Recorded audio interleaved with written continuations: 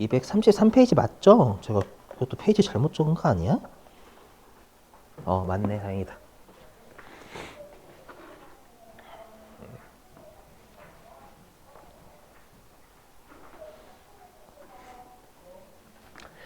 자, 지급이자 송금물산입. 예. 여기는 쉬어가는 타임이라 생각하시면 돼요, 여러분, 진짜로.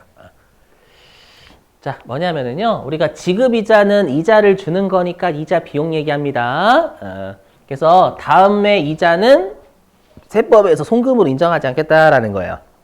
그래서 하나씩 설명드릴 테니까 반드시 순서 외워주셔야 돼요.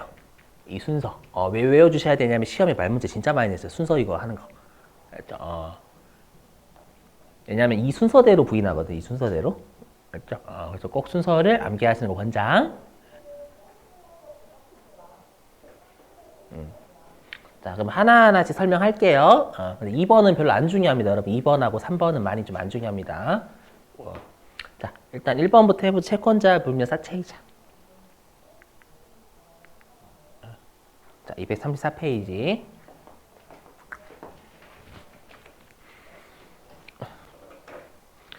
자, 여러분 여기에서 사채는 뭐냐면 우리가 알고 있는 사채는 이제 회계 이쪽 배우면 이제 회사채잖아요. 다시 여기는 우리가 그 사채입니다, 여러분들. 개인사채, 개인사채. 알죠? 그래서 회사채가 아닙니다요. 개인사채입니다, 여러분들. 그리고 여기는 소득세하고도 좀 관련돼 있어서 개정이 됐어요, 여기 여러분들. 개정된 것도 설명할게요. 소득세 개정, 소득세 개정. 자, 보시면 자, 우리 회사가 이번에 그 독사라는 애가 있어요. 뭐냐면 사채업자들은 자신의 이름을 잘 안 씁니다. 본명 쓰면은 이제 많은 악행을 저질렀기 때문에 맞죠? 본인의 이름을 밝히고 다녔다가는 사람들이 쟤 있잖아 이렇게 해가지고 하기 때문에 가명을 써요. 제 드라마를 좀 옛날에 많이 봐가지고 그렇죠? 근데 이름이 되게 무서워요. 그죠? 이름은 무서운데 어디에 사냐면 한옥에 삽니다.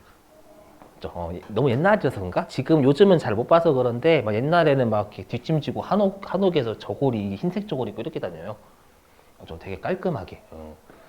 너무 멋있는 것만 봤나? 드라마 때문에 10만 원을 빌렸고요. 실제 현실에선 10억, 뭐 100억 빌렸겠죠, 여러분들. 자, 그랬을 때 갑법인이 요 독사라는 사채업자한테요 이자를 10,000원을 준대요. 그럼 여러분들 우리가 갑법인 같은 경우에는 이자를 지급하잖아요. 이자를 지급할 때 뭐 해야 돼요? 원천징수 해야 되겠죠, 여러분들. 그럼 여러분들 우리 원천징수 세율이 몇 %예요? 이자하고 배당소득이요? 14죠, 14. 알고 계셔야 돼요. 우리 세무 1급은 소득세 거기 낸단 말이에요. 이자랑 배당소득 같은데도. 거기에서 중요한 건 원천징수 세율하고 수입식 진짜 중요해요. 그렇죠? 그래서 14%? 그렇죠? 그래서 갑법인은 독사한테 10,000원의 이자를 지급할 때요. 우리가 14%를 원천징수 해야 돼요. 그렇죠? 14% 원천징수 해야 되는데 갑법인이 원천징수를 안 하는 겁니다. 맞죠? 원천징수 못 하는 거예요. 왜 못 하냐면요, 여러분들. 만약에 원천징수를 하게 되면 이 독사라는 애한테 이자를 준다라는 걸 밝혀야 되잖아요. 맞죠? 그러면 세무서가 의심을 해요. 어떤 의심을 하냐면 실제로 여긴 10,000원이지만 이자 한 1억, 뭐 10억 이렇게 내겠죠, 여러분들. 맞죠? 그러면 이 독사라는 애가 어떻게 이자를 10억이냐 버냐라는 10억이나. 그럼 돈을 빌려준 게 한 100억, 1000억 된다라는 얘기잖아요, 여러분들. 몇십억. 맞죠? 자금 출처 세무서가 들어가요. 맞죠? 얘는 어떻게 그 돈을 빌려줬냐라는 거 100억이나. 맞죠? 어떻게 벌었을까요? 정상적으로? 아니죠. 어떻게 사람 묻고, 맞죠? 묻고, 파고, 찌르고, 아시죠? 비정상적으로 벌었기 때문에, 맞죠? 그래서 요 갑법인한테 빌려줄 때 뭐라고 하냐면은요, 그 이순신 장군 패러디하는 거예요. 나의 이름을 밝히지 마라. 다른 의미죠? 다른 의미. 밝히면 죽여버리겠다. 라고 해가지고 막 다트를 꽂는 거예요. 막 다트를 여기 머리에 다 이렇게 막 다 비켜가게 이렇게. 무섭죠? 부들부들 떠는 거예요. 그래서 세무서가요, 얘가 자꾸 안 밝히는 갑법인이요. 그럼 갑법인이 안 밝히면 밝히지 마라. 14% 때릴게 하지 않습니다. 알죠? 네가 어떻게 되는지 상관없고 안 밝히면 누구한테 이자를 주는지 밝히지 않잖아요. 그러면 소득세의 최고 세율로 원천징수하고 끝내버리겠다라는 거예요. 혹시 소득세 최고 세율 몇 퍼센트인지 알고 계세요? 알고 계셔야 돼요, 여러분들. 45%입니다. 45%. 알죠? 이게 바뀌었어요. 올해 개정됐습니다. 여러분 질문 좀. 그 혹시 전산세무 2급 배우셨던 분들은 그 비실명 금융소득 있죠? 비실명 이자 배당 소득. 원천징수세율 몇 퍼센트라고 알고 계세요? 90이요? 그거는 다른 쪽이에요? 소득세 말고. 40. 이로 알고 계시죠? 이게 바뀌었어요. 올해 45로 바뀌었습니다요. 이게 정상입니다. 원래 항상 비실명 이자 배당 소득은요, 최고세를 때려요, 소득세. 이게 더 안 헷갈려요. 45%로 바뀌었어요, 여러분들. 됐죠? 45%가 최고세율이기 때문에, 그러니까 작년도에 주무셨던 거, 소득세 만드신 분이. 주무셨어. 죄송해요. 항상 1년씩 좀 밀리는 경향이 가끔씩 있어요. 그렇죠? 그래서 45%. 이것 때문에 계산기 뚜둥이가 미치는 줄 알았습니다.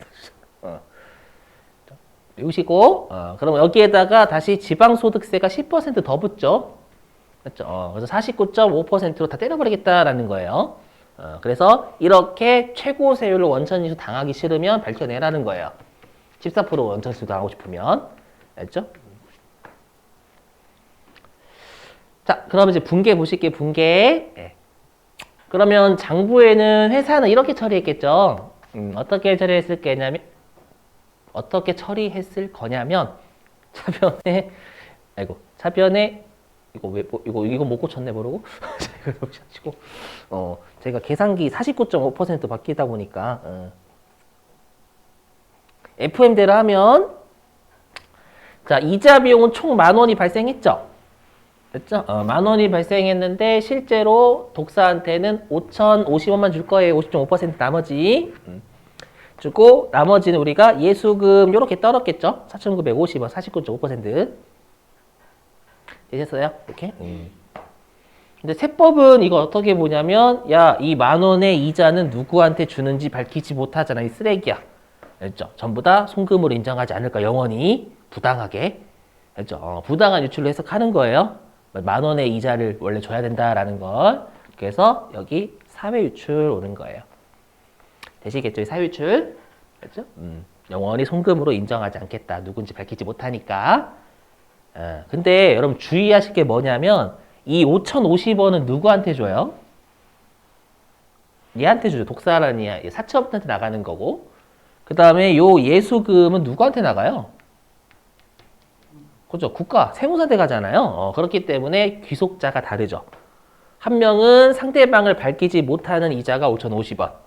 그 다음에 국가한테 귀속이 되는 게 4,950원이니까 사유출도 이 10,000원을 전부 다 우리가 대표자에 대한 상여를 할 수가 없어요. 알죠? 그래서 보시면 세무조정령. 그래서 이렇게 우리가 누구인지 밝히지 못하는데 맞죠? 기억나시죠? 우리 장부에 없어도 또는 누구인지 밝히지 못하는 사유출은 무조건 대표자에 대한 상여 때립니다. 알죠? 그래서 FM대로 하면 상여 5,050원. 그럼 나머지 국가한테 귀속이 되는 건 기타 사유출이라고 우리 사장에서 배웠죠. 그렇죠? 그래서 기타 사유출 이렇게 하시면 되는데 원래 요건 FM. 그렇죠? 근데 우리 시험에는 어떻게 해도 출제하냐면 이렇게 출제해요. 어떻게 해도 출제하냐면 우리 시험에서는요. 원천징수된 것은 하나도 없다고 가정한다. 이렇게. 원천징수된 것은 없다고 가정. 이라고 하면 전부 다 10,000원을 상여 때리시라는 얘기고 원천징수된 건 1,000원이라고 가정한다라고 9,000원만 상여 때리시라는 얘기고 아셨죠? 제가 지금 사례했던 건 FM이에요. FM.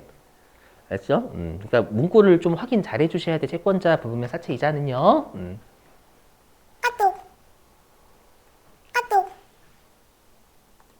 죄송해요.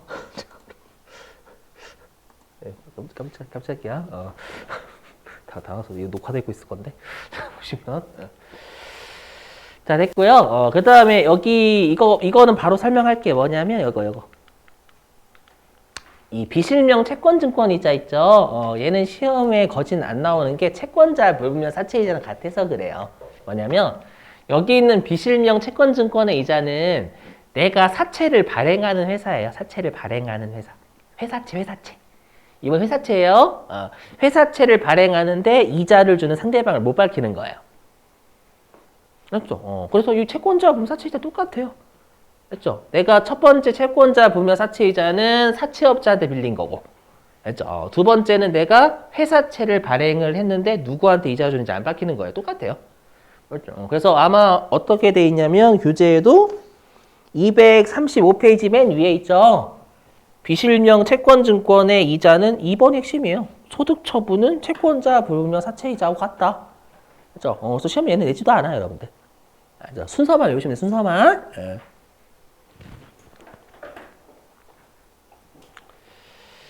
자, 이제 건설자금 이자 설명할게요. 여기. 자, 건설자금 이자 되게 어려운데 말이요. 이거 우리 회계 1급 때부터 배우는 내용이에요. 뭐냐면 우리가 내가 어떤 건물을 짓기 위해서 돈 빌리죠, 여러분들. 돈 빌려가지고 우리 이자 비용은 자본화한다, 뭐 이런 거 있잖아요, 여러분들. 했죠? 그걸 법인세에서는 건설자금 이자다라고 불러요. 건설에 소요되는 자금에 대한 차입금 이자. 알죠? 그거예요, 여러분들. 예. 이자 비용 자본화 그쪽 동네에서 배우시는 거. 자, 근데 우리가 보시면 우리 기업 회계 기준에서는 여기 IFRS는 버리세요. 우리는 IFRS 안 씁니다. 이건 재경관리사나 회계사나 세무사 그 시험이고요. 우리가 기업 회계 기준에서 이렇게 배우셨죠, 여러분들. 우리가 그 이자 비용 자본화는 원칙이 이자 비용이지만 예외적으로 자산 처리할 수 있다. 다시 한번 뭐냐면 우리가 이자 비용 그 건설자금 이자는 모르셔도 돼요. 원칙은 이자 비용인데 예외적으로 자산 처리할 수 있다 라고 하죠. 근데 법인세는 달라요. 자, 우린 법인세가 중요해요. 법인세 어떻게 하냐면 특정 차입금은 반드시 자산 강제입니다. 무조건 자산이에요. 특정 차입금, 그리고 일반 차입금은 기업 회계 기준하고 같습니다. 수익 또는 비용이래. 비용 또는 자산 중 선택이에요.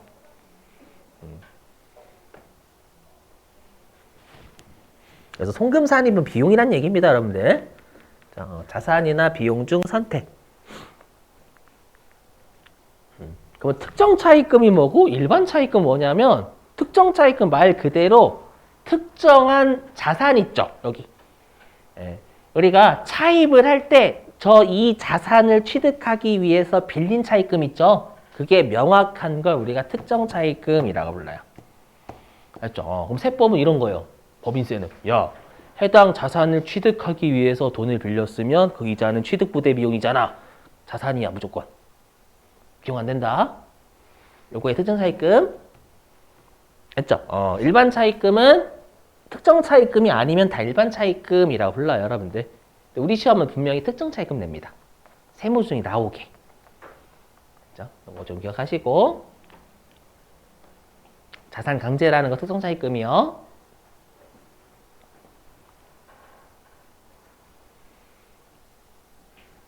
예, 여기 끝이에요, 여러분 설명. 여기 정말 끝이에요. 감가상각 하다 여기 할만하시죠? 할만하지 않나? 자, 다음에 이제 여기가 좀 살짝 어려워요, 살짝. 자, 업무무관 자산이자 여기 해볼게요. 교재는 236페이지 이쪽이에요. 자, 해보시죠. 당연히 여러분 이름만 들어봐도 이 이자는 송금으로 인정하면 안 되겠죠. 업무무관 자산에 대한 이자니까. 자, 한번 사례 들어볼게요. 보시면 자, 우리 회사는 차입금이 총 4종류가 있어요. 4종류. 4종류가 있는데 일단 첫 번째 차입금은 채권자 불분명 사채이자라고 가정한 거예요. 그래서 내가 사채업자한테 10,000원을 빌렸고요. 이자율은 40%. 세겠죠, 여러분, 금탕이니. 예. 해서 4,000원의 이자 비용이 하나 있고요. 자, 그 다음에 10,000원은 뭘 빌렸냐면 내가 건물을 짓기 위해서 빌린 거예요. 특정 차입금 이자다 그 뜻입니다, 여러분들. 30%로 빌렸고 3,000원. 자, 그리고 나머지 10,000원짜리는 20%로 빌려가지고 2,000원. 얘는 목적이 없다라는 거죠, 여러분들. 그 다음에 10,000원짜리 10% 1,000원 해가지고 총 차입금은 40,000원에 이자 비용이 총 10,000원이래요. 우리 회사는 별장을 4,000원짜리를 가지고 있다라고 가정. 자, 그러면 일단 얘 부인당하겠죠. 채권자 불분명 사채이자가 1순위 부인이거든요. 자, 보시면 이렇게. 자, 채권자 불분명 사채이자 같은 경우에는 우리가 이 4,000원 전부 다 사유출 잡겠죠, 여러분들. 근데 이걸 FM으로 따지면 49.5%는 국가한테 가는 거니까 기타 사유출이고, 그렇죠? 나머지는 대표자에 대한 상여. 물론 여기 아닐 수도 있어요, 우리 시험은. 자, 그리고 2번. 자, 2번은 우리가 회사가 건설자금 이자를 시험에는 이자 비용 처리했다 이렇게 줄 거예요. 그 세법은 요거 자산 강제잖아요, 여러분들. 강제니까 얘는 송금불산입 유보. 알죠? 비용 아니다, 자산 잡아야 된다. 시험에서는 비용 처리했다라고 줄 거거든요, 이자 비용. 되셨죠, 일단? 이렇게.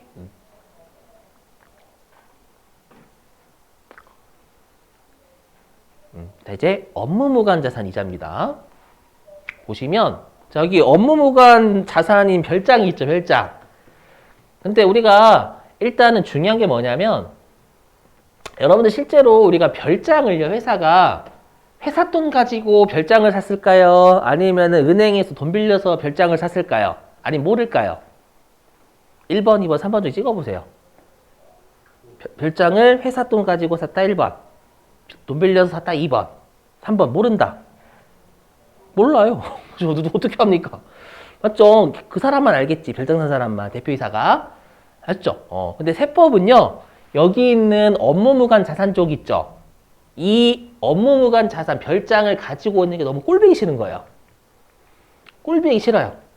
그래서, 왜냐하면 회사 돈 가지고 사면, 이때는 얘는 차입금에 대한 이자가 아니잖아요. 회사 돈 가지고 사면. 맞죠? 근데 세법은 얘를 제재하기 위해서 어떻게 보냐면 무조건 회사가 은행에서 돈 빌린 걸로 샀다라고 전제를 깔아버립니다, 그냥. 맞죠? 간주예요, 간주. 얘는 추정이 아닙니다, 간주예요. 알죠? 차입금 가지고 업무무관 자산을 샀다라고 해가지고 그러면 요거에 대한 이자 나갈 거 아니에요, 여러분들.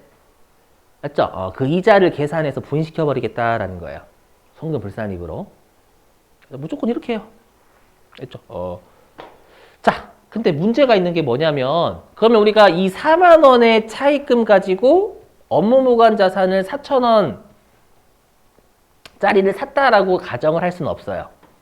왜 없을까요? 이미 얘는 여기 선순위로 부인 당했어. 이 4,000원하고 3,000원 부인했다라는 건 차입금 또 부인 당한 거예요.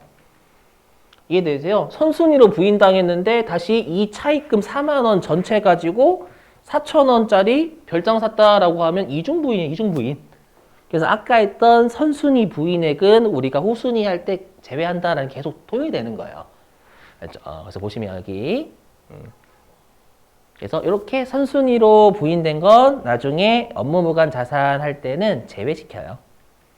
알죠? 이자 비용도 총 10,000원을 부인하면 안 되는 거예요. 이미 7,000원 부인 당했잖아요. 이해되시겠어요? 무슨 말인지 이렇게. 물론 컴퓨터가 알아서 해주니까 걱정하지 마시고. 그렇죠? 자, 그러면 우리가 얼마의 이자를 부인할지 볼게요. 자, 그럼 부인 대상 이자 비용은 3,000원이죠. 10,000원 중에서 7,000원 이미 선부인 됐으니까요. 그죠? 그리고 부인 대상 차입금도 이미 위에 있는 두 가지 10,000원은 부인됐어요. 됐으니까 20,000원 얘밖에 안 남겠죠. 20,000원. 이렇게 이해되시겠어요? 부인 대상 이자 비용, 부인 대상 차입금이다라는 거예요. 자, 무조건 얘 가지고 업무무관 자산 샀다라고 가정 깔아버리는 거예요, 여러분들. 그럼 공식. 자, 그러면 3,000, 이거 컴퓨터 알아서 해줍니다, 여러분. 공식 외우실 필요 없어요. 그죠? 자, 그래서 3,000원. 요게 부인 대상 이자 비용. 근데 아까 뭐라고 했어요? 이 차입금 가지고 업무무관 자산을 샀다라고 가정했으니까 그럼 우리가 2만 원의 차입금 가지고 별장 샀다라고 전제 깔겠죠. 그래서 총 차입금 중에 업무무관 자산 가지고 있는 거. 이렇게. 이해되시겠어요? 무슨 말인지 요거? 2만 원의 차입금 가지고 4천 원짜리 별장 샀다라고 전제 깔아버린다라고 했잖아요. 이렇게. 그래서 부인 대상 이자 비용 곱하기 차입금분의 업무무관 자산. 이렇게 해서 600원. 우리가 계산 안 해요. 계산하면 세무사 시험이 돼버려요, 여러분들. 근데 중요한 거 나와요. 이거 소득처분이 뭘까요? 소득처분. 만약에 이게 대표이사 별장이래요. 상여 같죠? 네, 표정이 아닌가요? 아니란 얘기죠. 제가 같죠라는 거 아니란 얘기잖아요. 그래서 얘는 세무조정을 잘 내요. 결론부터 말씀드리면 기타 사유출입니다.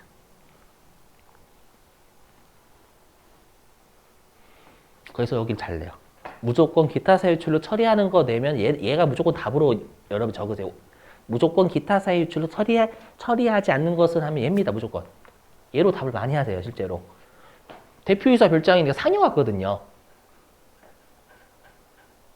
설명할게요. 이유는 설명할게요. 외우시는 거 일단은.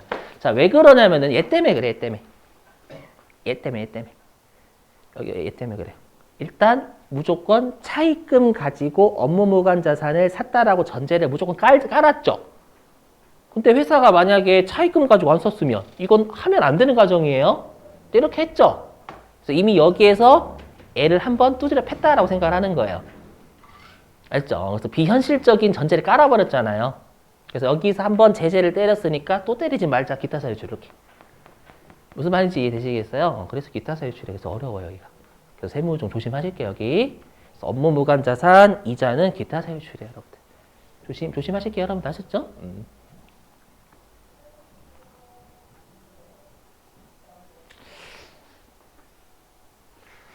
잠깐만요. 여기까지만 하고 여러분 쉴게요가 아니라 끝낼게요. 배고파가지고. 보시면 자, 여기에서 중요한 거 나와요. 그럼 제가 아까 여러분들 여기에 업무무관 자산을 써놨죠? 그죠? 자, 이제 우리한테 되게 중요한 가지급금이라는 거 나와요. 가지급금. 여러분 질문. 가지급금 들어보셨어요? 안 들어보셨어요? 세법상 가지급금 들어보셨죠? 어디서 하시냐면 메인 매출 전 빈력에서. 어떻게 해요? 대표이사가 사야 될 걸 회사가 막 세금계에서 받잖아요. 맞죠? 그래서 아마 선생님들이 여러분들 가지급금은 특수관계자한테 업무와 무관하게 빌려준 금액을 가지급금이라고 해요. 그건 세무 1급 때 배우시게 될 거예요. 라고 설명하죠.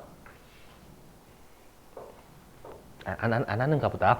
그냥 외우세요. 라고 해요. 아니면 제끼거나. 자, 뭐냐면은요. 자, 보세요.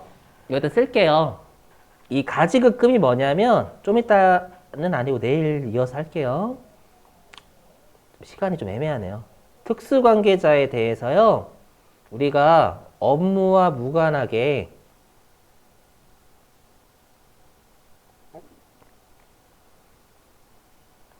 대여해준 금액을 우리가 가지급금이라고 불러요.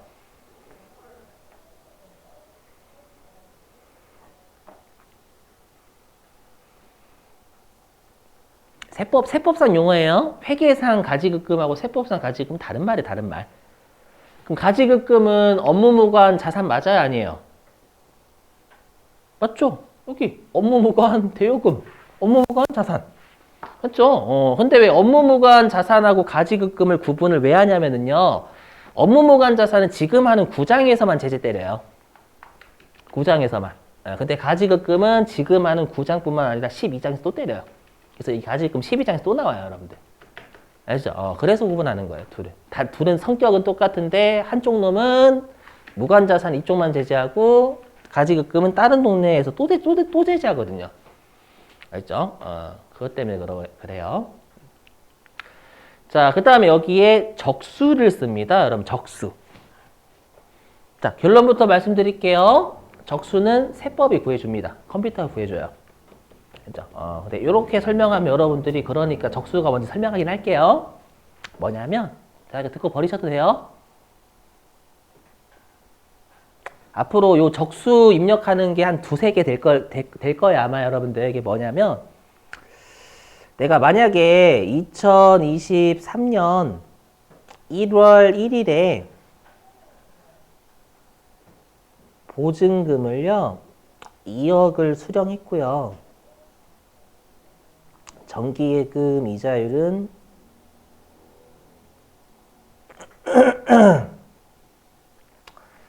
1.2% 가정. 그러니까 이 말을 왜 쓰냐면 여러분들 이거 간주임대료 구하는 거예요. 간주임대료. 우리가 보증금 은행에 저금했을 때 발생할 이자를 우리가 임대료로 간주하잖아요. 그러면 얘는 이렇게 구하면 되겠죠. 2억 곱하기 1.2%. 맞죠? 그 다음에 우리가 원래는 2023년도에 간주임대료는 12분의 12죠. 그죠? 그건 회계고요. 회계는 월할 계산하죠, 여러분들. 세법은 일할이에요, 일할. 일할. 365일분의 365. 일할이 정확해요, 원밀. 월할은 좀 틀린 거예요. 일할이 정확하지, 원밀히 얘기하면은요. 요렇게. 이해되세요? 무슨 말인지? 근데 얘랑 같지 않나? 얘랑 같아요. 2억 곱하기 365일. 곱하기 1.2% 곱하기 365일분의 1. 얘랑 같은 말이잖아요. 맞죠? 그래서 이 보증금 2억이 365일. 요거를 우리가 해당 계정의 적수다라고 해서 보증금의 적수라고 하거든요. 적수. 요렇게. 근데 만약에 이럴 수도 있겠죠. 내가 보증금을 언제 받았냐면 1월 1일이 아니라 12월 1일 날 받을 수도 있잖아요. 그죠? 그럼 이때는 우리가 365일이 아니라 이때 31일이거든요. 그럼 이때는 365일이 아니라 31일이 되겠죠. 이렇게. 알죠? 그럼 이게 뭐냐면 1년치 평균 구하는 거예요. 1년치 평균. 알죠? 그래서 결론부터 말씀드릴게요. 자, 우리는 시험 목적이에요. 지금 이 적수를 해가지고 시험에서 적수 계산해서 세무정 하세요라고 하지 않아요. 그렇죠? 그래서 적수는 어떻게 생각하시면 되냐면 항상 기간을 고려할 때 적수를 써요. 세법은. 알죠? 그리고 항상 우리가 세무조정은 세법을 가지고 하는 게 항상 장부와 세법을 차이하는 거죠. 그렇기 때문에 여러분들은 그냥 기간 개념을 고려할 때 적수라는 걸 쓰고 적수는 그냥 세법상 금액을 구하기 위한 도구다라고 생각하시면 됩니다. 알죠? 근데 우리 세무조정은 장부와 세법을 차이를 하는 거니까 그냥 적수는 세법상 금액 구하기 위한 도구다 이렇게 생각하시면 돼요. 알죠? 컴퓨터가 알아서 다 구해줍니다, 여러분들. 알죠?